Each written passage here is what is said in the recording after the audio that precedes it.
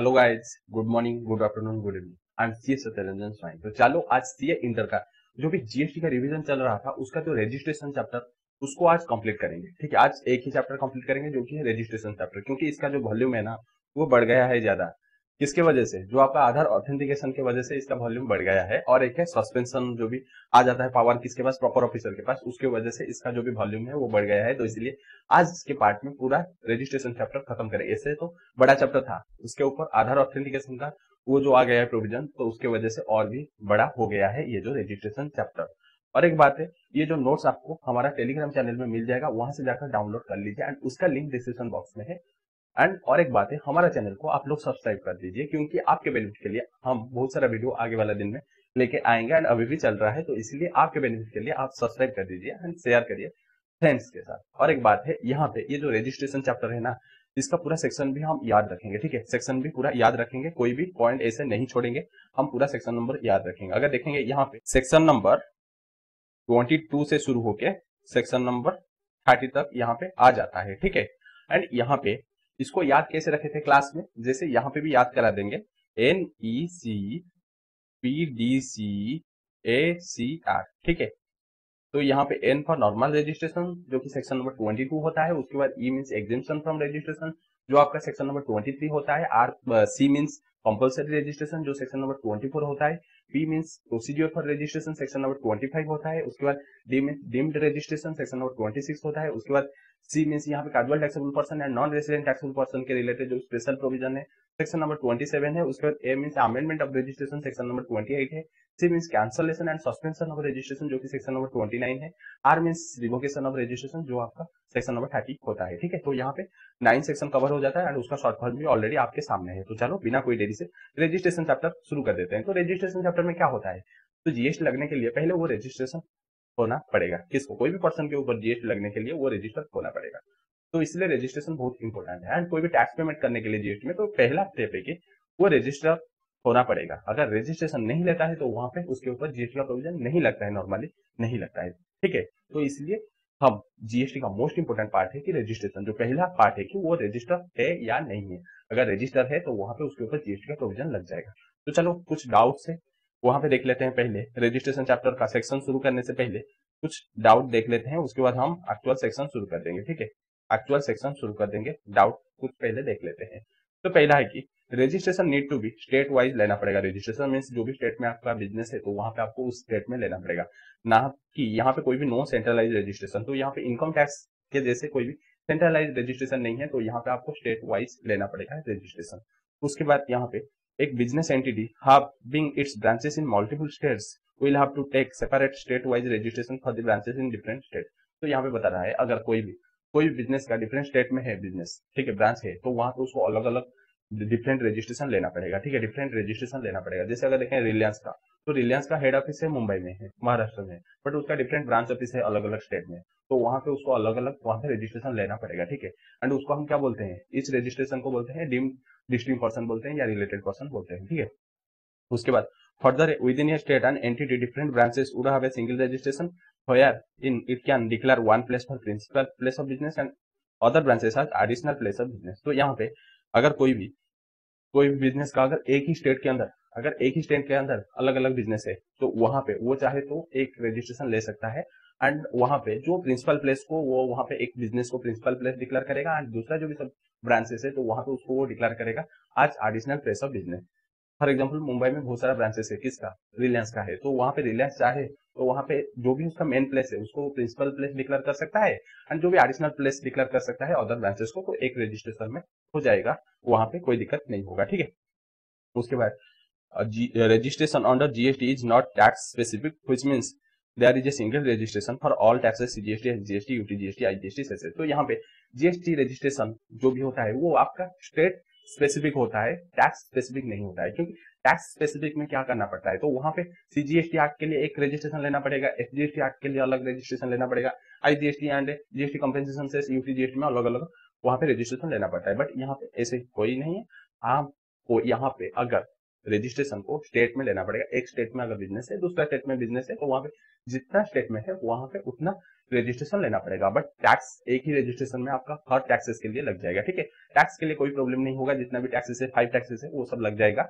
But आपका state में अगर अलग अलग स्टेट में है तो वहां पर अलग रजिस्ट्रेशन लेना पड़ेगा। तो जीएसटी एक आपका टैक्स स्पेसिफिक नहीं है, वो एक स्टेट स्पेसिफिक है। सिंपल है, मीन्स ऑल टैक्सेस के लिए एक रजिस्ट्रेशन से चल जाएगा, ठीक है।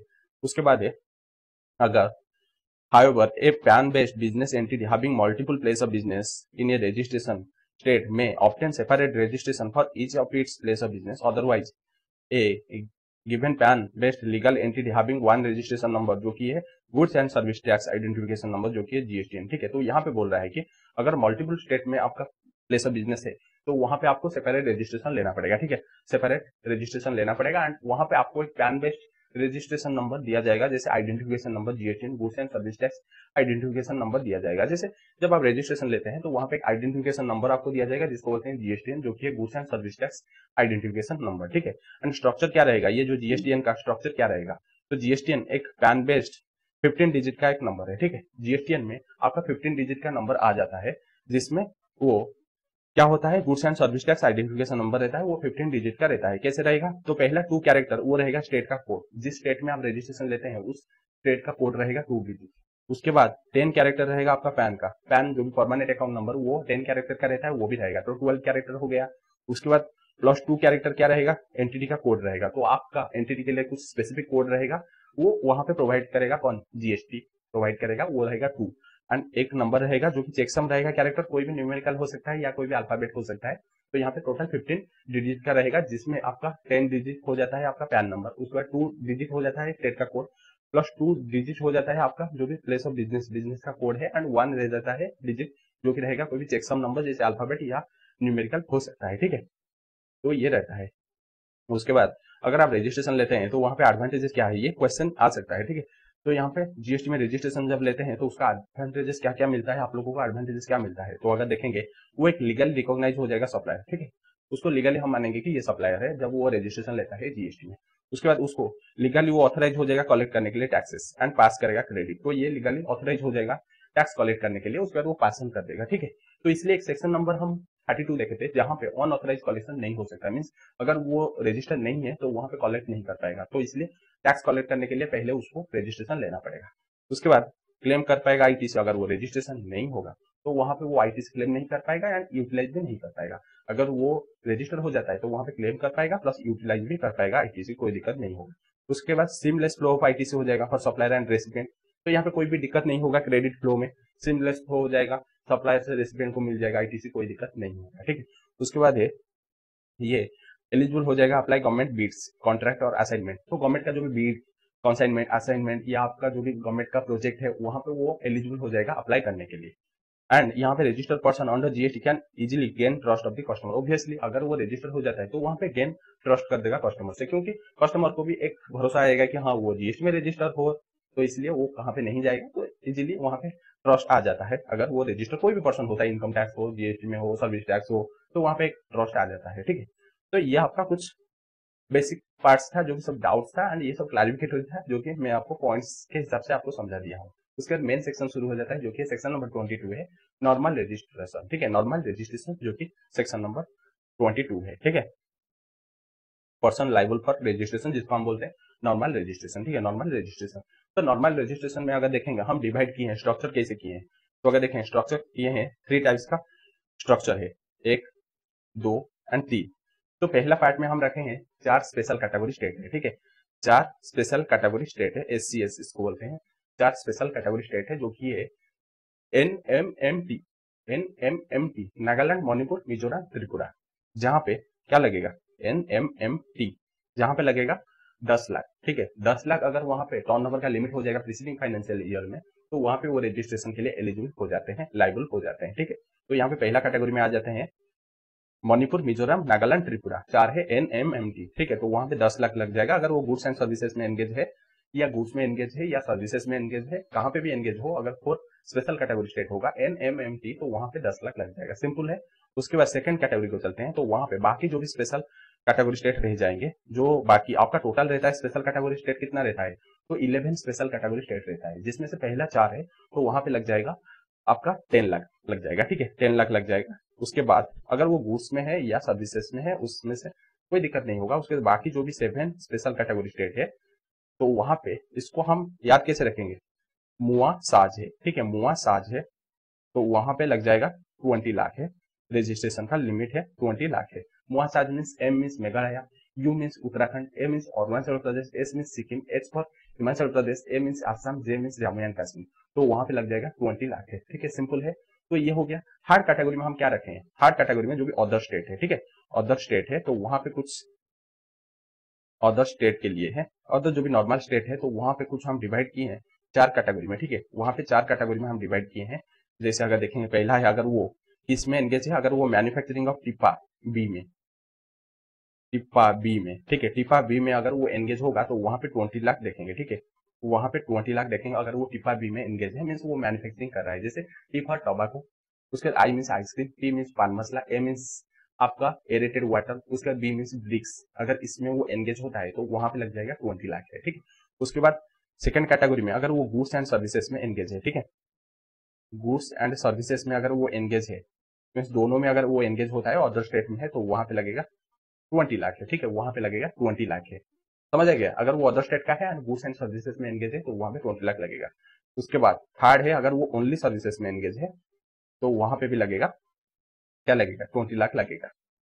उसके बाद लास्ट है अगर वो ओनली गुड्स में है, मीन्स अदर स्टेट है एंड वो ओनली गुड्स में है तो वहां पे ओनली 40 लाख लगेगा। तो यहाँ पे दो सिचुएशन में अलग अलग लगता है, एक है आपका 10 लाख लगेगा फॉर स्पेशल कैटेगरी स्टेट है एंड दूसरा है 40 लाख लगेगा अगर वो अदर स्टेट का है एंड वो ओनली गुड्स में एंगेज है तो वहां पे 40 लाख लगेगा, ठीक है, सिंपल है। उसी को मैं यहाँ पे लिख लिया हूँ। तो यहाँ पे पहले 10 लाख का हम देख लिए हैं। उसके बाद अदर स्पेशल कैटेगरी स्टेट है, जैसे अरुणाचल प्रदेश है, मेघालय है, सिक्किम है, उत्तराखंड है, आसाम है, हिमाचल प्रदेश है, जम्मू एंड कश्मीर है, तो वहाँ पे रजिस्ट्रेशन लिमिट है गुड्स एंड सर्विसेज के लिए 20 लाख है। वहाँ पे गुड्स में एंगेज हो स्पेसिफिकली या सर्विसेज में एंगेज हो या दोनों में एंगेज है तो वहाँ पे भी 20 लाख लग जाएगा, ठीक है। तो स्पेशल कैटेगरी स्टेट यहाँ पे खत्म हो जाता है। उसके बाद रेस्ट ऑफ द स्टेट देखेंगे तो रेस्ट ऑफ द स्टेट है आपका, रेस्ट ऑफ द स्टेट या यूनियन टेरिटोरी, तो वहाँ पे रजिस्ट्रेशन लिमिट क्या रहेगा, तो वहां पे अगर वो मैन्युफैक्चरर है, किसमें, आइसक्रीम है, पान मसला है, टोबैको है, टीप है, प्लस यहाँ पे ब्रिक्स आ जाता है, वही ब्रिक्स आ जाता है, प्लस एरेटेड वाटर यहाँ पे कवर, कोई कोई बोलते हैं कवर नहीं होता है बट कोई कोई बोलते हैं कवर हो जाता है, तो इसलिए हम यहाँ पे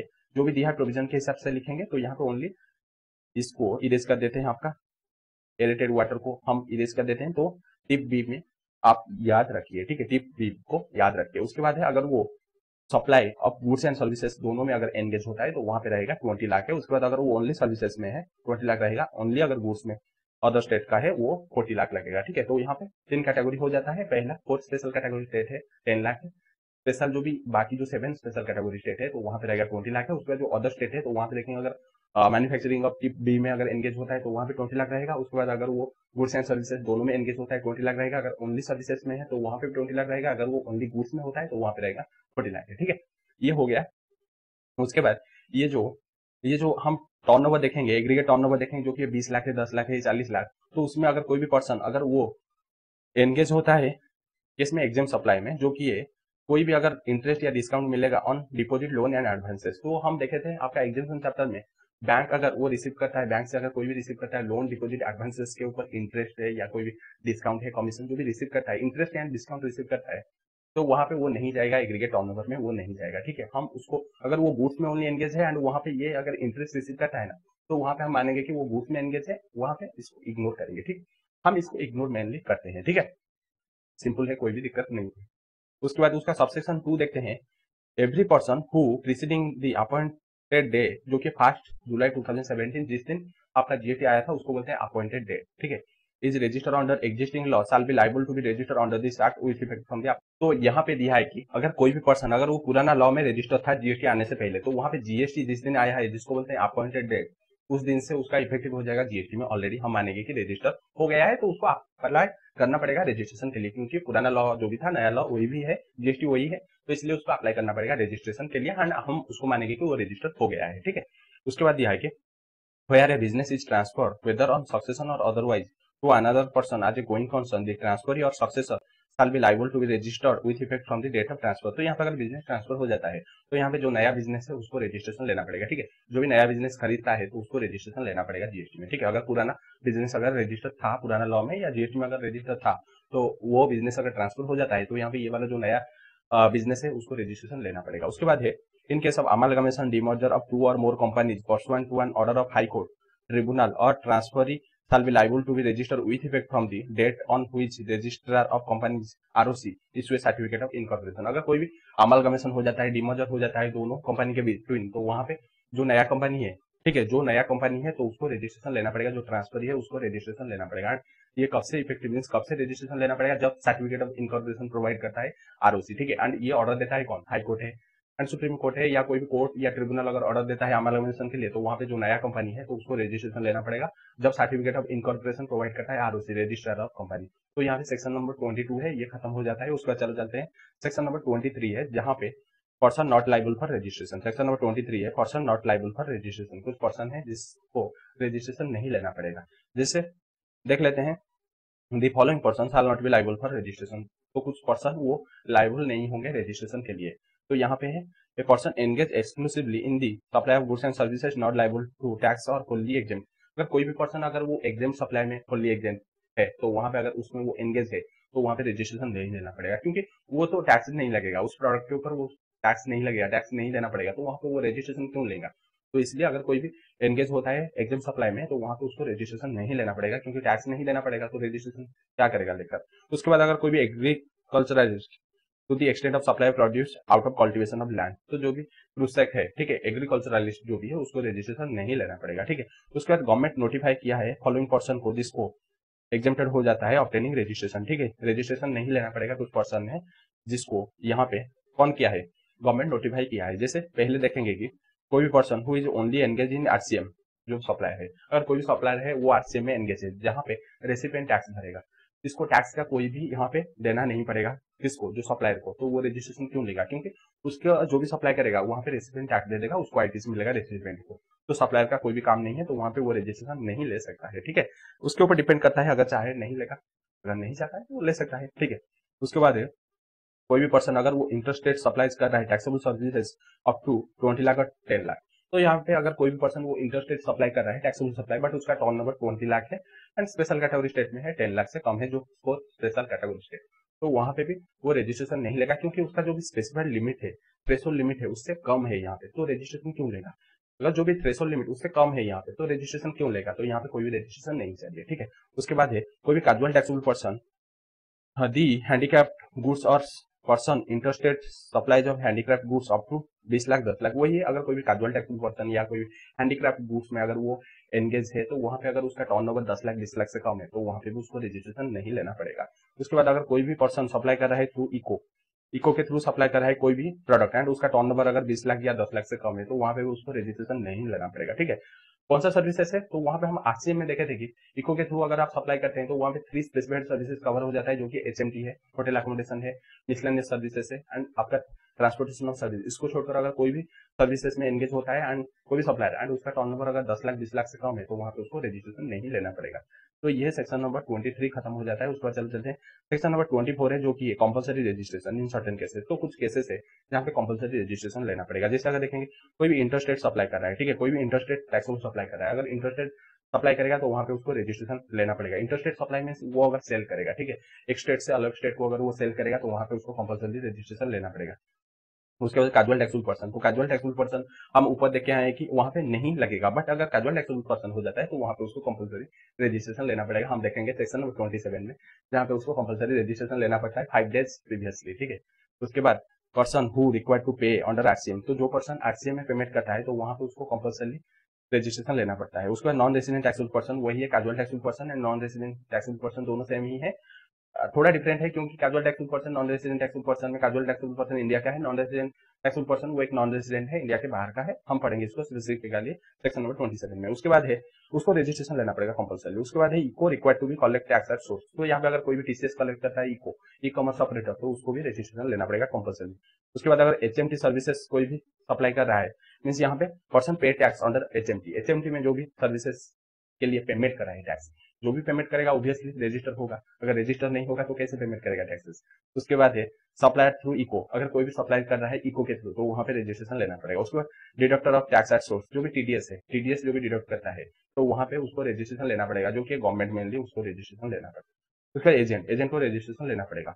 उसके बाद है इनपुट सर्विस डिस्ट्रीब्यूटर, जो हेड ऑफिस है उसको रजिस्ट्रेशन लेना पड़ेगा कंपलसरी। उसके बाद है supplier of OIDR services, online information database access retrieval services, जो कि मीन्स आप अगर बाहर से कोई भी मंगाते हैं, इंपोर्ट करते हैं, कोई भी गेमिंग सॉफ्टवेयर है या एप्लीकेशन अगर मंगाते हैं तो उसको बोलते हैं ओआईडीआर सर्विसेज है।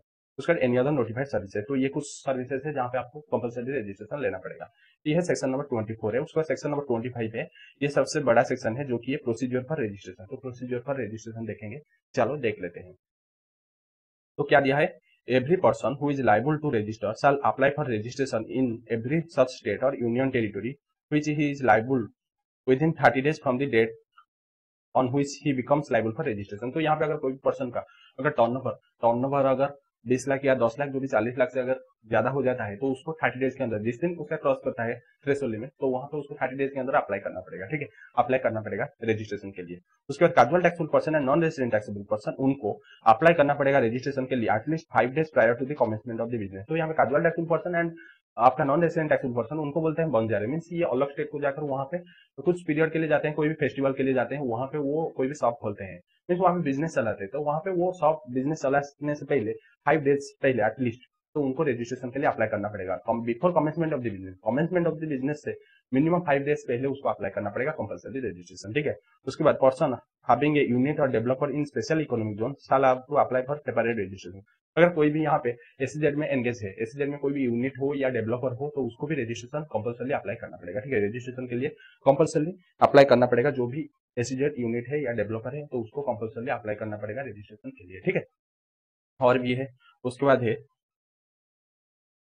supply from territorial water of India shall obtain registration in the coastal state or union territory which is nearest point of the appropriate baseline। तो जो भी यहाँ पे सी में जो काम करता है, कोस्टल जो भी टेरिटोरियल वाटर में जो भी काम करता है, तो वहां पे वो कहाँ पे रजिस्ट्रेशन लेगा, अगर कोई भी यहाँ पे सी में काम करता है। ठीक है, तो यहाँ पे कोई भी सी में काम करता है तो यहाँ पे अगर वो काम करता है तो वहां पे ये सब सी है, तो यहाँ पे अगर कहाँ पे भी वो काम करता है तो वहां पे देखेगा कि कौन सा कोस्टल स्टेट जो कि nearest from the appropriate baseline, तो बेसलाइन से कौन सा स्टेट नियरेस्ट होगा। तो यहाँ पे अगर देखें नियरेस्ट कौन सा होगा, तो यहाँ से क्या होता है, तो यहाँ पे उड़ीसा होता है, तो वहां पे उसको उड़ीसा में रजिस्ट्रेशन लेना पड़ता है। ठीक है, जो भी नियरेस्ट कोस्टल स्टेट होगा तो वहां पे वो रजिस्ट्रेशन लेगा अगर वो पानी में काम करता है, टेरिटोरियल वाटर में अगर काम करता है। ठीक है, उसके बाद ये a person seeking registration shall be granted a single registration in a state और यूनियन टेरिटरी।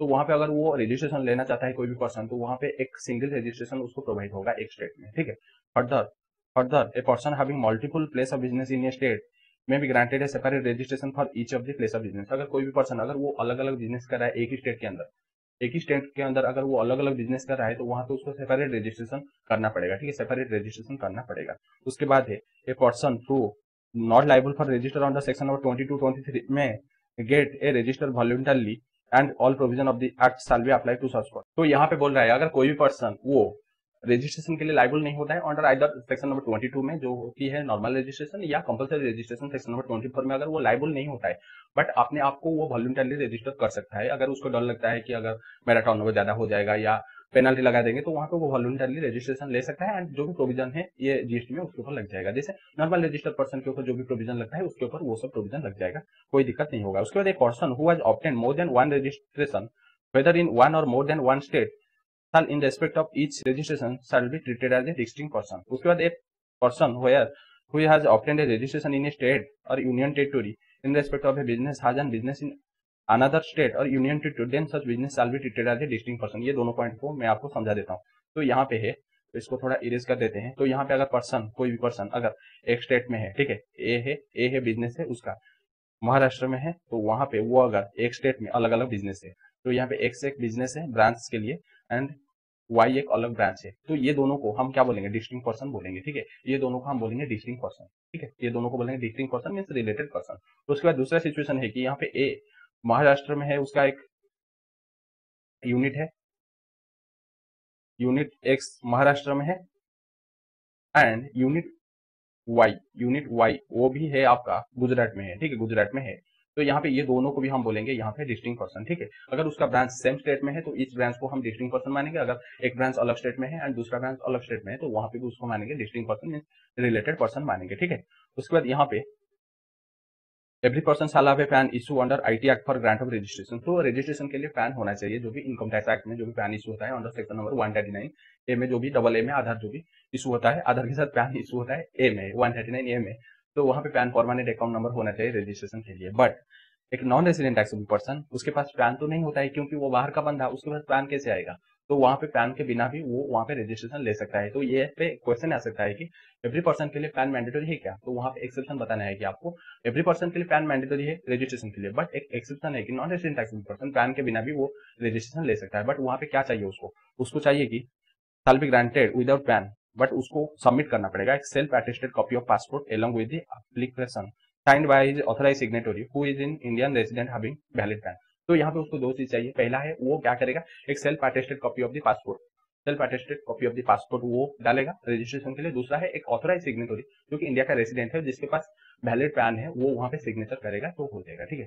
सिग्नेचर एक ऑथोराइज इंडिया का एक ऑथोराइज रेसिडेंट अगर वो वहां पे सिग्नेचर करेगा उसमें हो जाएगा एंड वो सेल्फ अटेस्टेड पासपोर्ट को वहां पे डालेगा, ठीक है। दूसरा है यहाँ पे where a person who is liable to be registered under this act fall to obtain registration, the proper officer may proceed to register such person। अगर कोई पर्सन वो लाइबल होता है रजिस्ट्रेशन के लिए बट वो रजिस्ट्रेशन नहीं लेता है तो वहां पे प्रॉपर ऑफिसर वो भी रजिस्ट्रेशन करा सकता है, ठीक है, वो भी रजिस्ट्रेशन करा सकता है। उसके बाद कुछ स्पेसिफाइड एजेंसी है, जैसे अगर देखेंगे यूनाइटेड नेशन ऑर्गेनाइजेशन यूएनए हो या एमएफआईओ जो कि मल्टीलैटरल फाइनेंशियल इंस्टीट्यूशन है ऑर्गेनाइजेशन, जो कि एमएफआईओ या कॉन्सुलेट है, एम्बेसी है, उसको यहाँ पे जीएसटीएन नहीं अलाउ होगा, उनको एक यूआईएन नंबर अलाउ होगा जो कि यूनिक्यू आइडेंटिफिकेशन नंबर, ठीक है, यूनिक्यू आइडेंटिटी नंबर उनके लिए है, ठीक है। नॉर्मली हमारा देश का जो भी लोग है उनके लिए है जीएसटीएन है, goods and service tax identification number है। बट अगर जो भी हमारा स्पेसिफाइड एजेंसी है, एम्बेसी है, कॉन्सुलेट है, एमएफआईओ है, यूएनओ है, हाई कमीशन है, ट्रेड रेगुलेशन है, तो उनके लिए क्या आ जाएगा, वहां पे आ जाएगा उनके लिए यूआईएन है जो कि यूनिक्यू आइडेंटिटी नंबर है एंड ये एक सेंट्रलाइज नंबर है। जीएसटीएन जैसे स्टेट वाइज है बट वहां पे यूआईएन एक सेंट्रलाइज नंबर है जैसे इनकम टैक्स जैसा है। The registration or the UIN shall be granted or rejected after due verification। तो यहाँ पे अगर वो अप्लाई करता है कोई भी स्पेसिफाइड एजेंसी, अगर वहाँ पे वो अप्लाई करेगा तो वहाँ पे प्रॉपर ऑफिसर उसको वेरीफाई करेगा, तो वेरीफाई करके वो आइदर एक्सेप्ट कर सकता है या रिजेक्ट कर सकता है। उसके बाद UIN needed for claiming refund of taxes paid और notified supply of goods and services received by them. तो यहाँ पे मेनली आपका जो UIN होल्डर है, जो स्पेसिफाइड एजेंसी है, वो मेनली टैक्स नहीं देना पड़ेगा उनको, बट कुछ स्पेसिफाइड गुड्स एंड सर्विसेज के ऊपर अगर वो टैक्स पेमेंट करते हैं तो वहां पे उनको रिफंड मिल जाएगा, बट रिफंड मिलने से पहले उनको रजिस्ट्रेशन लेना पड़ेगा, ठीक है। उसके बाद UIN granted a centralise UIN जो कि it shall be applicable to whole of the territory of India. तो यूआईएन जो है वो सेंट्रलाइज एक रजिस्ट्रेशन है एंड वो एप्लीकेबल रहेगा ऑल ऑफ द कंट्री के लिए, वो एप्लीकेबल रहेगा। उसके बाद the taxable supplier making supplies to UN bodies is expected to mention जो भी UIN in the invoice and treats supplies as supply to another registered person जो है B2B। तो अगर कोई भी टैक्सेबल सप्लाई करता है किसको, यूआईएन बॉडीज को अगर कोई भी टैक्सेबल सप्लाई करता है तो वहां पे हम अज्यूम करेंगे कि जैसे वो टैक्सेबल सप्लाई कर रहा है एंड जो भी यूआईएन नंबर उसको वो इनवॉइस में डालेगा एंड जैसे अज्यूम करेगा कि वो कोई भी रजिस्टर्ड पर्सन को सप्लाई करेगा, क्योंकि यूआईएन होल्डर है बट वो रजिस्टर है ना, तो इसलिए जैसे मानेगा वो टैक्सेबल सप्लाई है, मानेगा कि वो एक रजिस्टर्ड पर्सन को सप्लाई कर रहा है एंड जो भी इनवॉइस में वो डालेगा जो उसका यूआईएन नंबर डालेगा एंड उसको B2B मानते हैं एंड उसको आईटी से मिल जाएगा, कोई दिक्कत नहीं होगा, ठीक है। मेन फंडा है उसको आईटी से मिल जाएगा। उसके बाद है furnishing of bank statement details। तो यहाँ पे after certificate of registration granted GSTN has been assigned the registration person within 45 days from the date of grant of registration और the due date of return under section number 39 जो कि normal return है which ever is earlier, तो वहाँ पे furnish करना पड़ेगा details of the bank account. तो यहाँ पे जो भी रजिस्टर्ड पर्सन जिसका रजिस्ट्रेशन होने के बाद सर्टिफिकेट ग्रांट होता है तो वहाँ पे वो 45 days from the date of grant of registration. दूसरा है रिटर्न, जो भी रिटर्न फाइल करने का ड्यू डेट है अंडर सेक्शन नंबर 39 जो है normal return, which ever is earlier तब तक उसको एक फाइल करना पड़ेगा bank statement, details of the bank statement. उसके बाद इफेक्टिव डेट ऑफ रजिस्ट्रेशन। तो यहाँ पे इफेक्टिव डेट ऑफ रजिस्ट्रेशन क्या मानेंगे, तो here applicant submit application for registration and effective date कहाँ पे होगा, तो यहाँ पे इफेक्टिव डेट क्या मानेंगे, तो अगर वो 30 डेज के अंदर अप्लाई कर देता है रजिस्ट्रेशन के लिए, जब वो लाइबल होता है उसका 30 डेज के अंदर अगर वो अप्लाई कर देता है रजिस्ट्रेशन के लिए तो वहाँ पे रहेगा the date of becomes liable for registration. तो जिस दिन वो लाइबल होता है उस दिन से इफेक्टिव हो जाएगा। अगर वो 30 डेज के अंदर, जिस दिन वो टर्न ओवर, मैं आपको समझा देता हूँ, तो यहाँ पे उसका टर्न ओवर इस दिन क्रॉस हो रहा है, ठीक है, इस दिन क्रॉस हो रहा है टर्न ओवर, तो यहाँ पे ये अगर 30 डेज के अंदर, ये 30 डेज है तो 30 डेज के अंदर वो अगर अप्लाई करता है 30 डेज के अंदर अगर वो अप्लाई करता है तो वहाँ पे कोई भी डेट में, तो यहाँ पे ये इफेक्टिव हो जाएगा जिस दिन से लाइबल होता है, ठीक है। अगर वो 30 डेज के बाद अप्लाई करता है तो जिस दिन ग्रांट होगा रजिस्ट्रेशन सर्टिफिकेट, फॉर एग्जाम्पल ये अप्लाई करता है 30 दिन के बाद यहाँ पे, बट ग्रांट होता है रजिस्ट्रेशन सर्टिफिकेट यहाँ से, तो यहाँ से वो इफेक्टिव हो जाएगा, ठीक है। 30 डेज के बाद अगर वो अप्लाई करता है तो वहाँ पे वो इफेक्टिव हो जाएगा जिस दिन ग्रांट होता है रजिस्ट्रेशन सर्टिफिकेट, बट अगर 30 डेज के अंदर वो अप्लाई करता है तो वहाँ पे वो इफेक्टिव हो जाएगा जिस दिन उसका रजिस्ट्रेशन मीन्स टर्न ओवर वो क्रॉस कर देता है थ्रेशोल्ड लिमिट। तो यहाँ पे वही बताया है, after 30 days from the date he becomes liable for registration, date of grant of registration, ठीक है। और एक बात है यहाँ पे, अगर वो उसको इफेक्टिव हो जाता है, यहाँ पे इफेक्टिव हो जाता है, यहाँ पे उसका इफेक्टिव डेट हो जाता है, तो वहां पे उसको एक सॉरी यहाँ पे अगर इफेक्टिव हो जाए 30 डेज के अंदर अगर वो अप्लाई करता है, 30 डेज के अंदर अगर वो अप्लाई करता है रजिस्ट्रेशन के लिए, तो वहां पे वो इफेक्टिव हो जाएगा जो भी जिस दिन उसका लाइबल होता है क्रॉस करता है टर्न ओवर है। एंड इस पीरियड के लिए उसको एक रिवाइज रिटर्न फाइल करना पड़ेगा, ठीक है। रिवाइज रिटर्न उसको एक फाइल करना पड़ेगा, यहाँ पे नहीं है वो कॉन्सेप्ट, बट क्वेश्चन आता है इस चैप्टर में, रिवाइज रिटर्न उसको फाइल करना पड़ेगा, ठीक है। एंड रिवाइज रिटर्न कब से वो फाइल करेगा, जब उसका रजिस्ट्रेशन सर्टिफिकेट इफेक्टिव होता है तो उसका 30 डेज के अंदर रिवाइज रिटर्न फाइल करना पड़ेगा, ठीक है। रिवाइज रिटर्न उसको फाइल करना पड़ेगा। तो यहाँ पे बोल रहा है कि अगर 30 डेज के अंदर अप्लाई करेगा तो वहां पे इफेक्टिव हो जाएगा जिस दिन वो लाइबल होता है, बट सर्टिफिकेट मिलता है बाद में, तो उस पीरियड का जो भी सब वो ट्रांजेक्शन उसको दिखाने के लिए उसको एक रिवाइज रिटर्न फाइल करना पड़ेगा। एंड उसका टाइम पीरियड है जब सर्टिफिकेट ग्रांट होता है उसका 30 डेज के अंदर उसको फाइल करना पड़ेगा ये जो रिवाइज रिटर्न, ठीक है। ये जो रिवाइज रिटर्न उसको 30 days from the date of grant of registration certificate उसको एक revise certificate of return revise return file करना पड़ेगा। हम पढ़े थे रिटर्न चैप्टर में पढ़े थे। उसके बाद है procedure for registration. Procedure for registration है जो कि मोस्ट इंपोर्टेंट है, एंड इसको अगर देखेंगे इंस्टीट्यूट मैथ में बहुत बड़ा है, एंड बहुत सारा टीचर इसको 3-4 पेज बना देते हैं, बट हम एक ही डायग्राम में सब कुछ निपटा दिए हैं, ठीक है। तो कैसे रजिस्ट्रेशन होता है ये प्रैक्टिकल है, ठीक है। प्रोसीजर फॉर रजिस्ट्रेशन, तो यहाँ पे पहले प्रॉपर ऑफिसर को आप पहले एप्लीकेशन देते हैं, ठीक है। पहले आप एप्लीकेशन देंगे, एप्लीकेशन देने के बाद प्रॉपर ऑफिसर क्या करेगा, एग्जामिन करेगा, ठीक है। प्रॉपर ऑफिसर एग्जामिन करेगा यहाँ पे, तो पहले आप एप्लीकेशन दोगे, उसके बाद प्रॉपर ऑफिसर एग्जामिन करेगा कि एप्लीकेशन एंड अकम्पनिंग जो भी डॉक्यूमेंट आप देते हैं एप्लीकेशन के साथ, जैसे आधार नंबर है, पैन है, तो वो कुछ सब कुछ चेक करेगा। उसके बाद यहाँ पे अगर वो फाउंड इन ऑर्डर मीन्स अगर वो सेटिस्फाई हो जाता है, तो वहाँ पे यस अगर सेटिस्फाई हो जाता है तो वहाँ पे प्रॉपर ऑफिसर क्या करेगा, ग्रांट करेगा रजिस्ट्रेशन सर्टिफिकेट, ठीक है। अगर सर्टिफिकेट यहाँ पे अगर सेटिस्फाई हो जाता है तो वहाँ पे वो ग्रांट करेगा रजिस्ट्रेशन, एंड वो रहेगा within 7 working days from the date of submission of application. तो यहाँ पे अगर वो सेटिस्फाई कर देता है तो वहाँ पे 7 डेज के अंदर वो दे देगा आपको ग्रांट ऑफ रजिस्ट्रेशन। बट यहाँ पे अगर वो सेटिस्फाई नहीं होता है तो वहाँ पे दिक्कत शुरू हो जाता है। अगर वो सर्टिफिकेट जो भी एप्लीकेशन सर्टिफिकेट आप देते हैं तो वहाँ पे अगर वो सेटिस्फाई नहीं होता है तो वहाँ पे प्रॉपर ऑफिसर आपको कोई भी नोटिस देगा कि आप 7 डेज के अंदर जो भी उसको चाहिए क्लैरिफिकेशन आपको 7 डेज के अंदर देना पड़ेगा। जब वो एप्लीकेशन आप दिए थे उसका 7 डेज के अंदर वो क्लैरिफिकेशन मांगेगा कि आप 7 डेज के अंदर जो भी उसको क्लैरिफिकेशन चाहिए आप दे देना है। एंड दूसरा है अगर आधार ऑथेंटिकेशन का केस होगा तो वहाँ पे 30 डेज के अंदर वो मानेगा कि 30 डेज के अंदर आपको जो भी यहाँ पे आधार ऑथेंटिकेशन अगर आप नहीं करते हैं या ऑफ नहीं करते हैं तो वहाँ पे प्रॉपर ऑफिसर आपको वो वेरिफिकेशन के लिए 30 डेज मांगेगा, ठीक है। 30 डेज के अंदर बोलेगा कि आप आधार ऑथेंटिकेशन करा दीजिए या वेरिफिकेशन करा दीजिए, ठीक है। तो यहाँ पे वही बोल रहा है, पहला है अगर प्रॉपर ऑफिसर को कोई भी क्लैरिफिकेशन चाहिए तो वहाँ पे वो 7 वर्किंग डेज के अंदर मांगेगा कि आप सब कुछ सबमिट कर दीजिए, जो भी एप्लीकेशन क्लैरिफिकेशन सब कुछ सबमिट कर दीजिए। अगर वो आधार ऑथेंटिकेशन का केस है तो वहाँ पे 30 डेज आपको देगा, जो भी आधार ऑथेंटिकेशन में वेरिफिकेशन के आप सब कुछ क्लियर कर दीजिए, ठीक है। उसके बाद आप कर दिए 30 डेज के अंदर या नहीं किए हैं, तो अगर एप्लीकेंट वो फर्निश कर देता है clarification with in 7 working days, अगर वो क्लैरिफिकेशन कर देता है तो वहाँ पे क्या होगा, तो वहाँ पे प्रॉपर ऑफिसर सेटिस्फाई कर देगा तो वहाँ पे ग्रांट कर देगा। अगर प्रॉपर ऑफिसर आप जो भी क्लैरिफिकेशन दिए हैं अगर प्रॉपर ऑफिसर वो सेटिस्फाई हो जाता है तो वहाँ पे क्या करेगा, वही 7 वर्किंग डेज के अंदर वो क्या करेगा, क्लैरिफिकेशन वो प्रॉपर ऑफिसर ग्रांट कर देगा रजिस्ट्रेशन। अगर वहां पे आप क्लैरिफिकेशन नहीं देते हैं या प्रॉपर ऑफिसर नहीं सेटिस्फाई होता है, दो सिचुएशन हो सकता है, पहले आप क्लैरिफिकेशन देते हैं या नहीं देते हैं। अगर देते हैं वो सेटिस्फाई हो जाता है तो वो उसको रजिस्ट्रेशन सर्टिफिकेट ग्रांट कर देगा। अगर आप क्लैरिफिकेशन नहीं देते हैं या अगर यहाँ पे देते हैं एंड उसको वो सेटिस्फाई नहीं होता है तो वहां पे क्या होगा, वहां पे ये दोनों पॉइंट का एंड कहाँ पे होगा, यहाँ पे वो रिजेक्ट कर देगा, ठीक है। वो रिजेक्ट कर देगा, आप क्लैरिफिकेशन नहीं देते हैं या अगर देते हैं वो अगर सेटिस्फैक्टरी नहीं होता है तो वहां पे प्रॉपर ऑफिसर क्या करेगा, रिजेक्ट कर देगा एप्लीकेशन, एंड रीजन भी रिकॉर्ड कर देगा राइटिंग में, जो भी क्यों रिजेक्ट किया है उसको जो भी रीजन है वो राइटिंग में रिकॉर्ड करके वो आपको भेज देगा, ठीक है। तो ये होता है प्रोसीजर। उसके बाद है कुछ है डीम्ड अप्रूवल ऑफ एप्लीकेशन। कुछ सिचुएशन में हम एज्यूम करेंगे कि वो अप्रूवल हो गया है, जैसे अगर प्रॉपर ऑफिसर जो भी 30 डेज आपको मिला था from the date of submission of in case of Aadhaar authentication, तो यहाँ पे जो भी 30 डेज है, ठीक है, जो भी 30 डेज के अंदर आप दिए थे, यहाँ पे जो 30 डेज का केस है यहाँ पे 7 डेज का केस है, एंड यहाँ पे जो आपका 7 डेज का केस है। ये तीनों पॉइंट है, ठीक है। ये तीनों पॉइंट में, ठीक है, ये तीनों पॉइंट में अगर प्रॉपर ऑफिसर कोई भी एक्शन नहीं लेता है, आइदर एक्सेप्ट नहीं करता है या रिजेक्ट नहीं करता है या क्लैरिफिकेशन कुछ भी मांगता नहीं है, तो वहां पे हम आज्यूम करेंगे कि जैसे यहाँ पे रजिस्ट्रेशन अप्रूवल हो गया है, ठीक है, जैसे रजिस्ट्रेशन अप्रूवल हो गया है, या ये वाला 7, ये दोनों सेम ही है। ये वाला जो भी 7 वर्किंग डेज है, यहाँ पे भी वही 7 वर्किंग डेज है। तो ये वाला एक सिचुएशन है, एंड दूसरा यहाँ पे अलग कलर कर देते हैं, तो यहाँ पे आपका ग्रीन डाल देते हैं, एंड यहाँ पे इसको ब्लू डाल देते हैं, ठीक है, एंड रेड डाल देते हैं। तो यहाँ पे अगर देखेंगे 30 डेज कहाँ पे है, तो 30 डेज है जो भी ब्लू कलर का है, 30 डेज है। और उसके बाद यहाँ पे आपका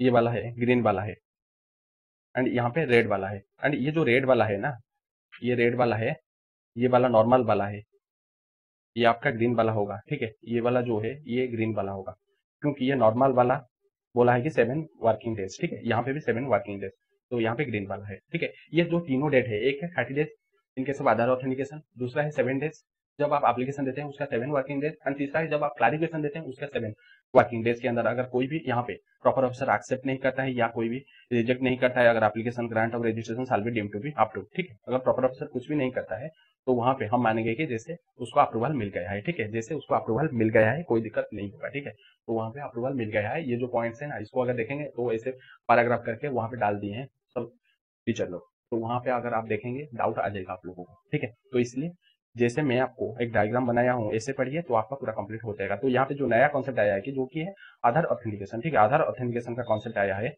चलो पढ़ लेते हैं। तो पहले देखें कौन सा पर्सन को यहाँ पे आधार ऑथेंटिकेशन करना पड़ेगा, कौन सा पर्सन को उनको आधार ऑथेंटिकेशन करना पड़ेगा। तो इसलिए सेक्शन नंबर 25 में उसमें सबसेक्शन ऐड हुआ है, सबसेक्शन 6 है, 6B 6C ऐड हुआ है, इसको आप याद मत रखिए, ओनली सेक्शन नंबर 25 याद रखिए जो कि आपका प्रोसीजर फॉर रजिस्ट्रेशन देता है।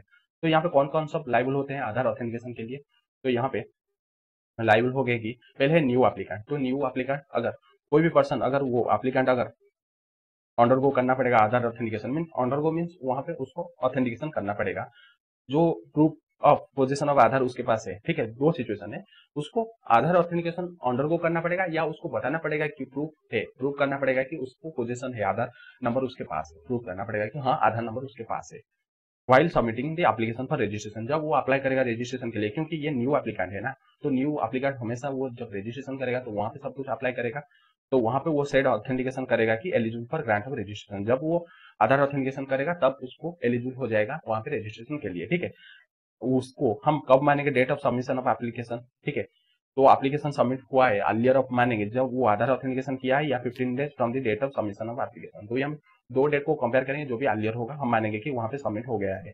पहला है जिस दिन वो ऑथेंटिकेशन किया है, एंड दूसरा है 15 days from the date of submission of application whichever is earlier, तो वहां पे मानेंगे कि वो आधार ऑथेंटिकेशन कर दिया है, ठीक है। उसके बाद इंडिविजुअल का कैसे आधार ऑथेंटिकेशन करेंगे, तो इंडिविजुअल अगर एप्लीकेंट होगा तो ओन आधार नंबर ऑथेंटिकेशन कर देंगे। उसके बाद अगर वहां पे एप्लीकेंट अगर अदर देन इंडिविजुअल, इंडिविजुअल अगर नहीं होगा तो वहां पे क्या करेंगे, वहां पे ऑथेंटिकेशन करेंगे जो भी उसका आधार नंबर ऑफ दी किसका करेंगे, करता है, एचयूएफ में करता का करेंगे, मैनेजिंग डायरेक्टर कंपनी में करेंगे। उसके बाद होल टाइम डायरेक्टर वही कंपनी में है, पार्टनर करेंगे जब वो पार्टनरशिप फार्म में। उसके बाद members of the managing committee करेंगे, कोई भी ट्रस्ट का है या बोर्ड ऑफ ट्रस्टी का भी कर सकते हैं। ऑथराइज रिप्रेजेंटेटिव करेंगे या ऑथराइज सिग्नेटरी का अगर आधार ऑथेंटिकेशन कर देंगे तो वहां मानेंगे कि हाँ आधार ऑथेंटिकेशन हो गया है, ठीक है। उसके बाद अगर कोई पर्सन ऑलरेडी वो रजिस्टर है, ठीक है, कोई पर्सन अगर वो ऑलरेडी रजिस्टर है तो वहां पे कैसे हम आधार ऑथेंटिकेशन कैसे करेंगे, तो वहां पे every register person shall undergo Aadhaar authentication या furnish proof of the position of the Aadhaar number.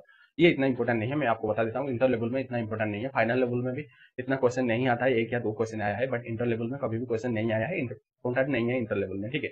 तो यहाँ पे शाल फर्निश द आइडेंटिफिकेशन डॉक्यूमेंट, तो वहां पे वो फर्निश करेगा आइडेंटिफिकेशन डॉक्यूमेंट। अगर वो ऑलरेडी रजिस्टर है तो वहां पे वो फर्निश करेगा, जैसे उसके पास है आधार है तो फर्निश करेगा।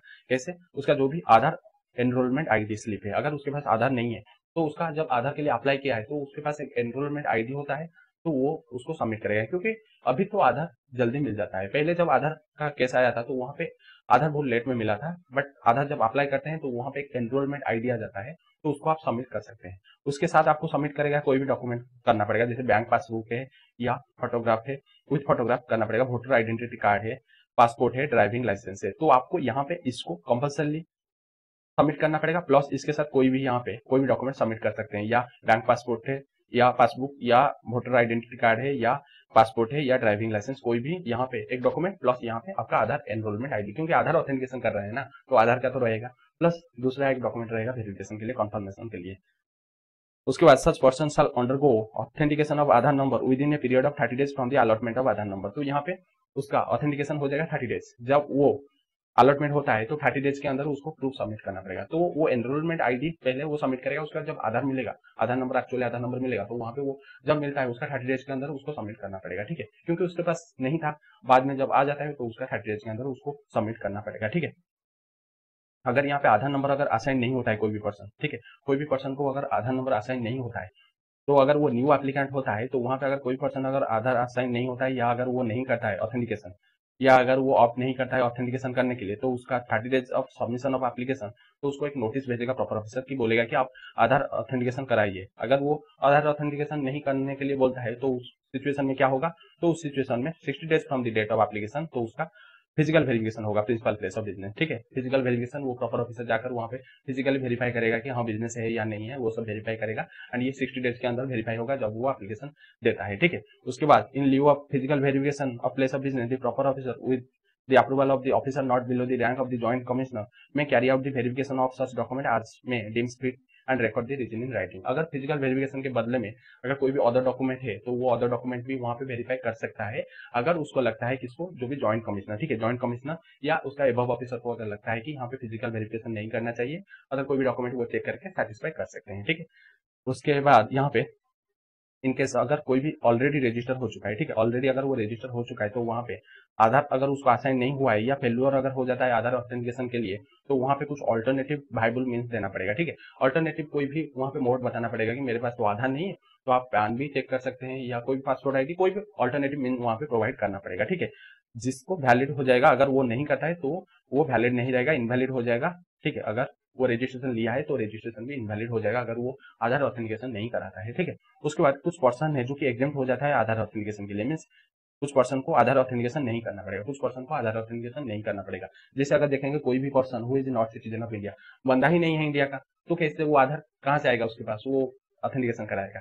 उसके बाद अगर कोई भी government central government state government का कोई भी डिपार्टमेंट या एस्टेब्लिशमेंट, गवर्नमेंट का तो कुछ नहीं होता है, तो वो आधार ऑथेंटिकेशन भी नहीं कराएगा। उसके बाद लोकल अथॉरिटी, वो खुद गवर्नमेंट है, गवर्नमेंट क्या आधार ऑथेंटिकेशन कराएगा, उसका आधार ही वो है, तो वो क्या करेगा। तो इसलिए आपका कोई भी नॉन सिटीजन है या आपका गवर्नमेंट का डिपार्टमेंट है, सेंट्रल गवर्नमेंट या स्टेट गवर्नमेंट का डिपार्टमेंट है या एस्टेब्लिशमेंट है या आपका लोकल अथॉरिटी है, और कुछ गवर्नमेंट का डिपार्टमेंट भी है बाकी है जो कि स्टैट्यूटरी बॉडी है, पब्लिक सेक्टर अंडरटेकिंग है, या जो भी पर्सन यूआईएन जिनके पास है, यूआईएन जिनके पास है वो सब है स्पेसिफाइड बॉडीज है जिसके पास आधार नहीं होता है, तो इसलिए वो आधार ऑथेंटिकेशन नहीं करना पड़ेगा, ठीक है।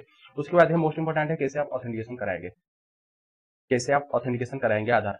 तो वहां पे अगर आप रजिस्ट्रेशन एप्लीकेशन देते हैं, वंस आप सबमिट कर देते हैं, तो वहां पे एक जीएसटी सिस्टम एक सेंड करेगा लिंक आपके पास, ठीक है, कॉन्सर्न पर्सन के पास वो मोबाइल नंबर में एक आएगा जीएसटी लिंक आएगा या ईमेल आईडी में एक जीएसटी लिंक आएगा। तो वहां पे आप लिंक में अगर आप क्लिक करेंगे तो वहां पे पॉपअप आ जाएगा, तो उस on clicking of the verification link a window पर आधार ऑथेंटिकेशन पॉपअप आ जाता है, तो उसको आप ओपन करिए, वहां पे जो भी लिंक आया है आधार नंबर डालिए, प्लस आधार नंबर जब डालेंगे तो वहां पे मोबाइल नंबर को एक एसएमएस आएगा, ओटीपी है, वन टाइम पासवर्ड, एंड दूसरा आपका आएगा कहाँ पे, ईमेल आईडी में, तो दोनों को अगर डाल देंगे तो वहां पे आ जाएगा आपका आधार ऑथेंटिकेशन हो जाता है, ठीक है, आधार ऑथेंटिकेशन। उसके बाद है सेक्शन नंबर 26 है जो कि डीम्ड रजिस्ट्रेशन। डीम्ड रजिस्ट्रेशन क्या है, अगर आपको ग्रांट ऑफ रजिस्ट्रेशन हो जाता है या यूआईएन मिल जाता है एसजीएसटी एक्ट या यूटीजीएसटी एक्ट में, हम मानेंगे कि वो मिल गया है किसमें, आपका अंडर दिस एक्ट में, सीजीएसटी एक्ट में मिल गया है, ठीक है। अगर आपका एसजीएसटी या यूटीजीएसटी एक्ट में मिल जाता है रजिस्ट्रेशन, तो यहाँ पे हम मानेंगे कि जैसे डीम्ड रजिस्ट्रेशन हो गया है सीजीएसटी एक्ट में। वैसे अगर कोई भी रिजेक्शन हो जाता है एप्लीकेशन अगर रिजेक्शन हो जाता है किसमें, एसजीएसटी या यूटीजीएसटी में, तो यहाँ पे हम अजम्पशन करेंगे कि जैसे यहाँ पे मिल गया है, ठीक है, यहाँ पे भी आपको मिल गया है रजिस्ट्रेशन, रिजेक्शन मिल गया है, ठीक है, रिजेक्शन मिल गया है। उसके बाद है special provision for grant of registration in case of non resident taxable person, जो कि casual taxable person under section number 25-27 है। तो यहाँ पे बोला है स्पेशल प्रोविजन क्या है, स्पेशल प्रोविजन मीन्स कुछ स्पेशल है क्या, casual taxable person and non resident taxable person के लिए ऑब्वियसली स्पेशल है। तो यहाँ पे casual taxable person and non resident taxable person पहले जानेंगे कि कौन है। अगर पता नहीं चलेगा कैजुअल टैक्सेबल पर्सन कौन है या स्पेशल जो नॉन रेसिडेंट टैक्सेबल पर्सन अगर पता नहीं चलेगा, तो वहां पे कैसे स्पेशल प्रोविजन पता चलेगा। तो इसलिए आपको पहले देखना पड़ेगा कि कैजुअल टैक्सेबल पर्सन किसको बोलते हैं या नॉन रेसिडेंट टैक्सेबल पर्सन किसको बोलते हैं।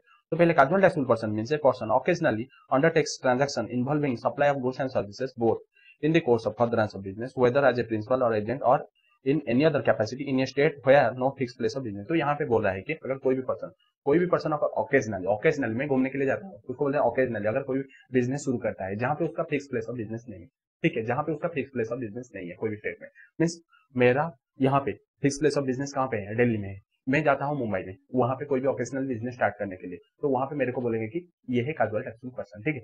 उसके बाद नॉन रेजिडेंट टैक्सेबल पर्सन किसको बोलेंगे, अगर कोई भी पर्सन वो अंडरटेक्स ओकेजनली वही transaction involving supply of goods and services whether as a principal और resident in any other capacity but who was no fix place of business and non resident of India.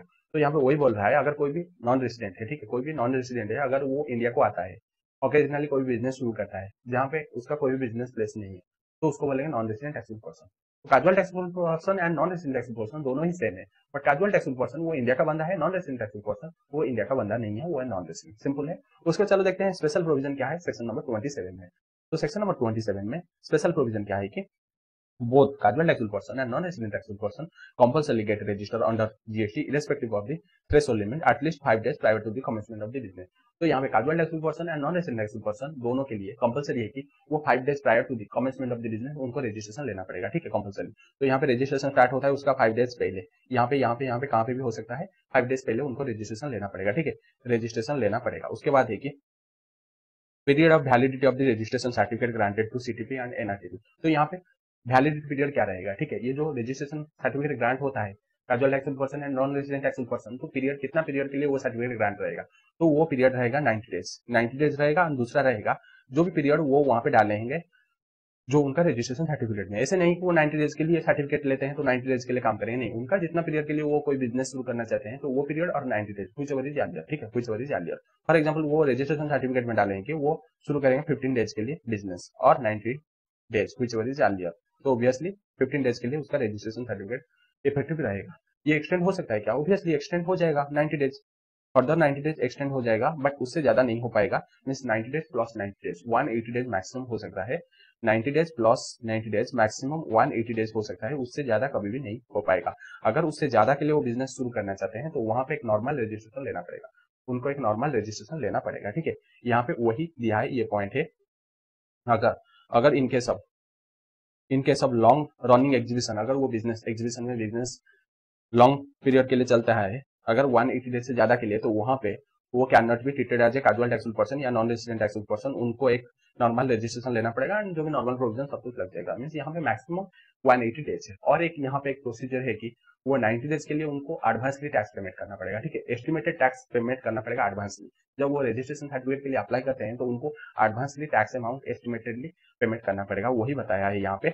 Advance deposit of tax at the time of submitting of registration application, casual taxable person and non-resident taxable person are required to make advance deposit of tax in amount equivalent to the estimated tax liability। जो भी estimated tax liability वो proper officer calculate करेगा and बताएगा कि इतना आपको payment करना पड़ेगा, बाद में ये रिफंड मिल जाएगा, कोई दिक्कत नहीं होगा। उसके बाद अगर आप फर्दर 90 डेज एक्सटेंड करना चाहते हैं 90 डेज तक, तो वो पीरियड के लिए भी आपको एक्सटेंशन ऑफ टाइम के लिए आपको एडिशनल अमाउंट डिपोजिट करना पड़ेगा, ठीक है, additional amount of tax liability deposit करना पड़ेगा, ठीक है। उसके बाद casual taxable person and non resident taxable person supplies only after issuance of certificate of registration. तो यहाँ पे वो सप्लाई करेंगे ओनली आफ्टर, जब रजिस्ट्रेशन सर्टिफिकेट इशू होगा उसके बाद वो सप्लाई कर सकते हैं टैक्सेबल सप्लाई, उससे पहले वो कभी भी टैक्सेबल सप्लाई नहीं कर पाएंगे। पहले वो यहाँ पे रजिस्ट्रेशन सर्टिफिकेट इशू होगा उसके बाद वो सप्लाई करेंगे यहाँ पे टैक्सेबल सप्लाई। तो यहाँ पे जो इंपॉर्टेंट चीज है कि यहाँ पे उनको रजिस्ट्रेशन सर्टिफिकेट इफेक्टिव रहेगा 90 डेज और आपका जो भी डेट स्पेसिफाई किए हैं उससे पहले, और दूसरा है कि वो एक्सटेंड कर सकते हैं मैक्सिमम 90 डेज है। एंड तीसरा है कि यहाँ पे एडवांस डिपॉजिट करना पड़ेगा एक्सटेंडेड पीरियड के लिए, एक्सटेंडेड एडवांस अमाउंट पेमेंट करना पड़ेगा। एंड यहाँ पे 180 डेज से अगर ज्यादा होगा तो वहाँ पे उनको नॉर्मल रजिस्ट्रेशन लेना पड़ेगा। एंड दूसरा चीज यहाँ पे है कि आपको 5 days private to the commencement of the business वहाँ पे अप्लाई करना पड़ेगा, ठीक है। ये हो गया है। उसके बाद सेक्शन नंबर 28 है, ठीक है, सेक्शन नंबर 28 है जो कि है amendment of registration. Section number 28 है अमेंडमेंट ऑफ रजिस्ट्रेशन। तो चलो देख लेते हैं यहाँ पे। Every registered person and UIN holder shall inform the proper officer of any changes in the information furnished in registration or subsequent thereto within 15 days from the changes।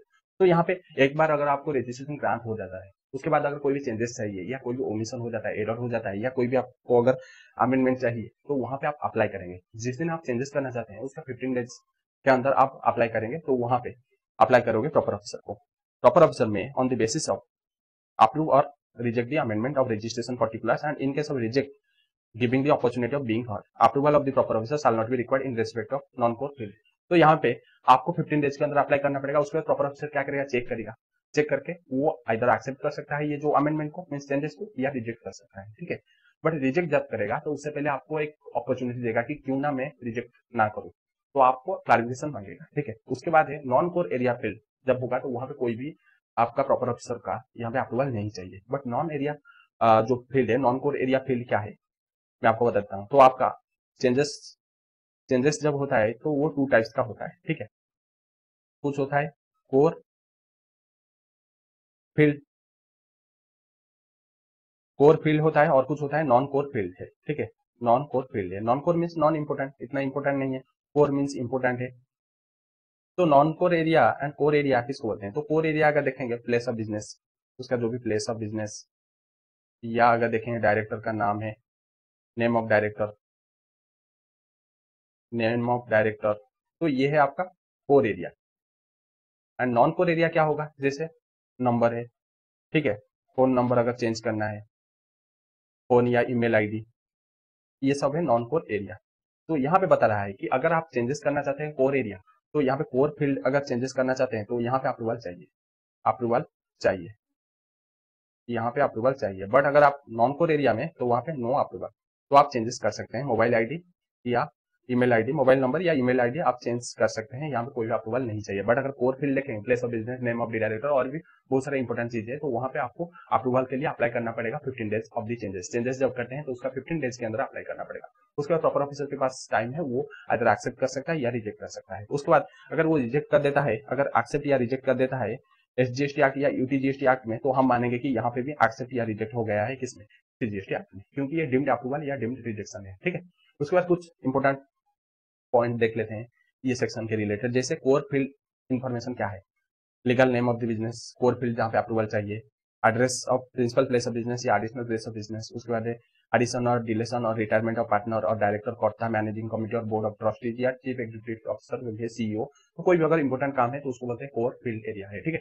तो वहाँ पे अप्रूवल चाहिए, नॉन कोर एरिया में कोई भी approval नहीं चाहिए। उसके बाद है, तो यहाँ पे आप अप्लाई करते हैं प्रॉपर ऑफिसर के पास, तो प्रॉपर ऑफिसर अगर opinion that document furnish are incomplete या इनकरेक्ट, तो वहाँ पे amendment the proper officer grant permission complete अगर हो जाता है, तो वहां पे ग्रांट परमिशन कर देता है 15 डेज के अंदर, ठीक है।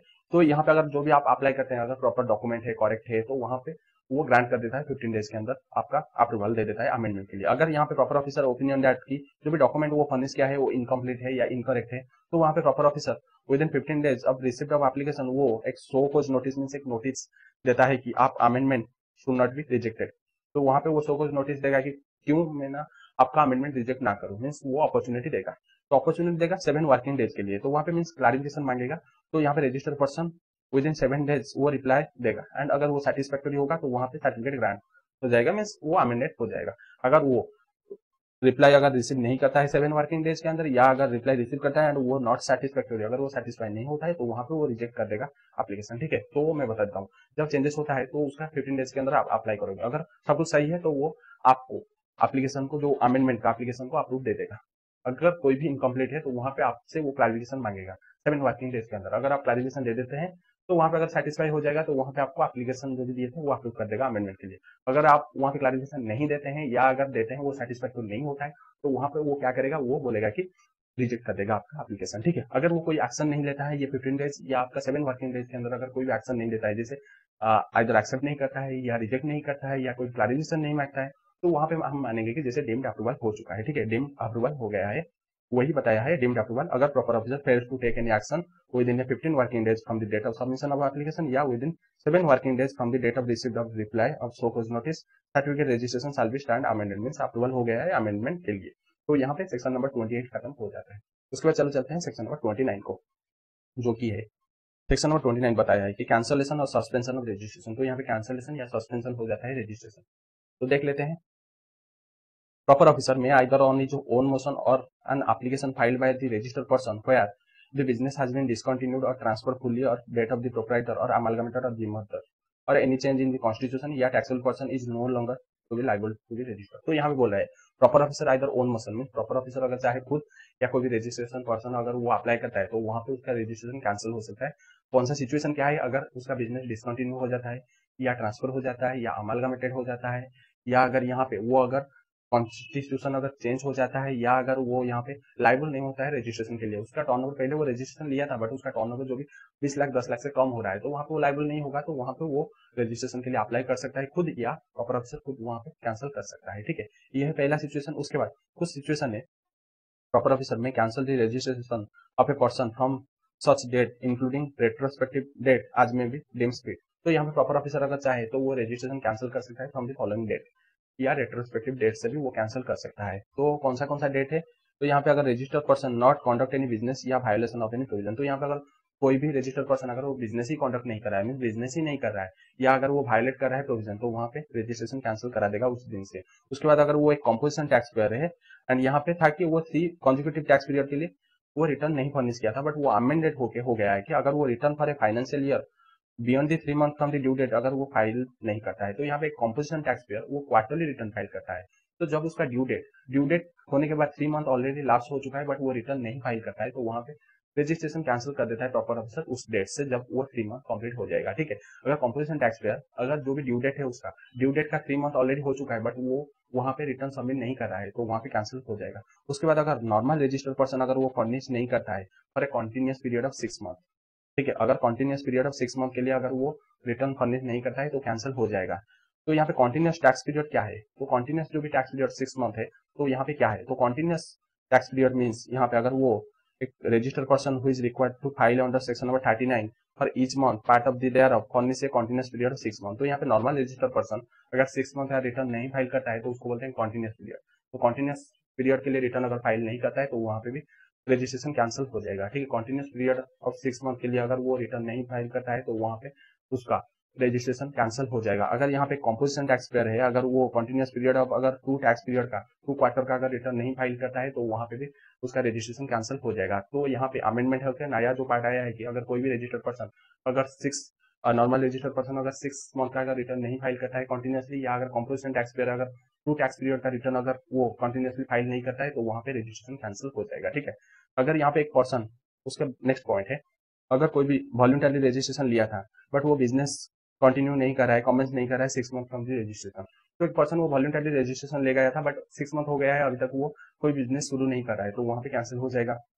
उसके बाद अगर कोई पर्सन रजिस्ट्रेशन लिया है by obtained of fraud, fraud करके अगर कोई बिजनेस के लिए रजिस्ट्रेशन लिया है तो वहां पे भी कैंसिल हो जाएगा। उसके बाद अगर वो वायलेशन करता है आईटीसी, टेकिंग आईटीसी मींस अगर आईटीसी वो फ्रॉड करके लेता है तो वहां पे भी कैंसिल हो जाएगा। उसके बाद अगर यहाँ पे मिसमैच हो जाता है उसका जीएसटीआर 1 है जीएसटीआर 3 भी, जीएसटीआर 1 है आउटवर्ड रिटर्न है, जीएसटीआर 3 भी है आपका नॉर्मल रिटर्न, अगर वो मिसमैच करता है तो वहां पे भी उसका रजिस्ट्रेशन कैंसिल हो जाएगा। उसके बाद अगर वो वायलेशन कर देता है रूल नंबर 6 डी मींस वो 99% मैक्सिमम वो इलेक्ट्रॉनिक क्रेडिट लेजर से यूटिलाइज करना है, बट वो अगर 100% या उसको अगर वायोलेट करता है 100% या उससे ज्यादा अगर वो चाहता है यूटिलाइज करने के लिए, तो वहां पे भी क्या हो जाएगा, कैंसिल हो जाएगा रजिस्ट्रेशन। उसके बाद है proper officer, proper officer shall cancel the registration after giving opportunity of being heard. तो वो प्रॉपर ऑफिसर जहां पे कैंसिल करेगा रजिस्ट्रेशन तो वहां पे एक अपॉर्चुनिटी देगा कि क्यों ना मैं आपका रजिस्ट्रेशन कैंसिल ना करूं, तो आपको एक क्लैरिफिकेशन मांगेगा। ठीक है, उसके बाद provided for that during the pendency of the proceedings of the cancellation the proper officer may suspend the registration for such period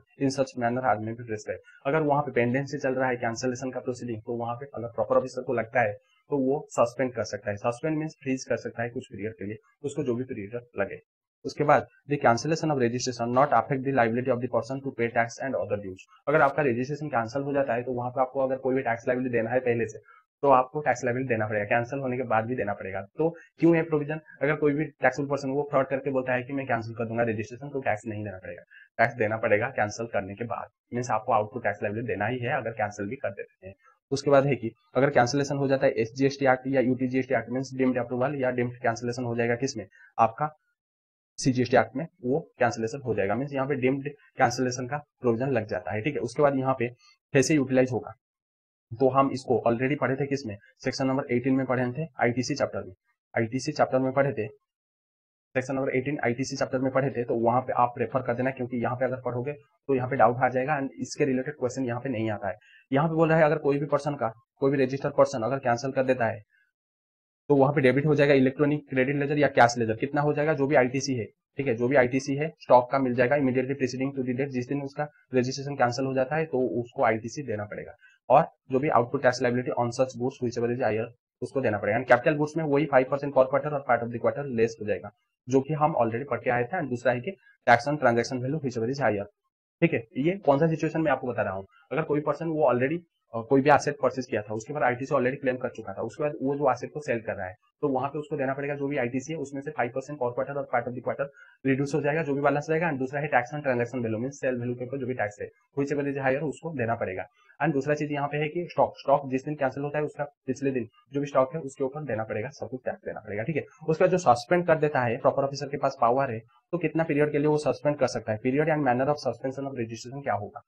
तो where a registered person has suspend for cancellation applied for cancellation of registration, तो यहाँ पे अगर कोई भी registered person अगर वो apply करता है कैंसिलेशन ऑफ रजिस्ट्रेशन, तो वहां पे where a registered person applied for cancellation of registration, the registration shall deem to be suspended from the date of submission of application और date from which the cancellation is sought to be whichever is later. तो यहाँ पे अगर कोई भी registration person अगर वो apply करता है कैंसिलेशन के लिए, तो वहां पे क्या होगा, वहां पे रजिस्ट्रेशन सस्पेंड कहाँ से हो जाएगा, तो जब सबमिशन करता है एप्लीकेशन, दूसरा है जब कैंसिलेशन होता है व्हिचएवर इज लेटर। ठीक है, व्हिचएवर इज लेटर उस देश से हम मानेंगे कि सस्पेंड हो चुका है।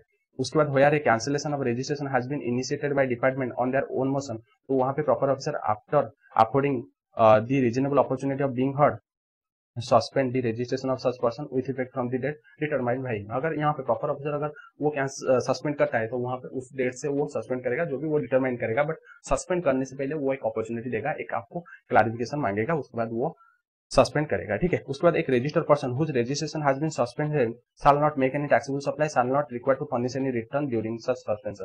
अगर कोई पर्सन का सस्पेंड हो जाता है रजिस्ट्रेशन, तो वहां पे वो कोई भी टैक्सेबल सप्लाई नहीं कर पाएगा एंड कोई भी रिटर्न नहीं भर पाएगा, मींस फ्रीज कर देता है उसका रजिस्ट्रेशन। उसके बाद अगर proper officer reason to believe that registration of such person is liable to be cancelled, he can now suspend the registration without affording a reasonable opportunity of being heard। अगर proper officer को लगता है कि ये liable होता है cancel होने के लिए उसका रजिस्ट्रेशन, तो वहां पे वो क्या करेगा, कोई भी यहाँ पे अपॉर्चुनिटी नहीं देगा, वो डायरेक्ट सस्पेंड कर देगा, जितना पीरियड चाहे उतना पीरियड वो सस्पेंड कर देगा। उसके बाद where a cancellation is initiated by department on its own and registration of a person has been suspended, such person shall not be granted any refund। अगर कोई पर्सन का वो रजिस्ट्रेशन सस्पेंड हो जाता है तो उस पीरियड में कोई भी रिफंड नहीं मिलेगा। ठीक है, कोई भी रिफंड नहीं मिलेगा। उसके बाद the suspension of the registration shall be deemed to be revoked upon completion of the cancellation proceedings by the proper officer।